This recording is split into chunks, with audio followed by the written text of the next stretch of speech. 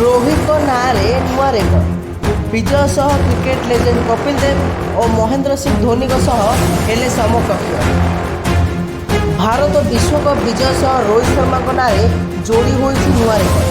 କିମ୍ବଦନ୍ତୀ କ୍ରିକେଟର କପିଲ ଦେବ ଓ ସଫଳତମ ଅଧିନାୟକ ମହେନ୍ଦ୍ର ସିଂ ଧୋନିଙ୍କ ସମକକ୍ଷ ହୋଇଛନ୍ତି ହିଟମ୍ୟାନ୍ ରୋହିତ ଶର୍ମା। 1983 ବିଶ୍ୱକପ୍ ବିଜୟୀ ଦଳର ଅଧିନାୟକ ଥିଲେ କପିଲ ଦେବ।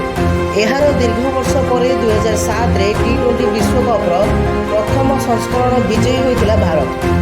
ଏହି ଟିମ୍ର ଅଧିନାୟକ ଥିଲେ କ୍ୟାପ୍ଟେନ୍ କୁଲ୍ ଭାବେ ପରିଚିତ ମହେନ୍ଦ୍ର ସିଂ ଧୋନି। 2011 ଦିନିକିଆ ବିଶ୍ୱକପ୍ ଚାମ୍ପିୟନ୍ ଦଳର ଅଧିନାୟକ ମଧ୍ୟ ଥିଲେ ଧୋନି। ଏବେ ଏହି ଟିମ୍ରେ ସାମିଲ ହୋଇଛନ୍ତି ରୋହିତ ଶର୍ମା।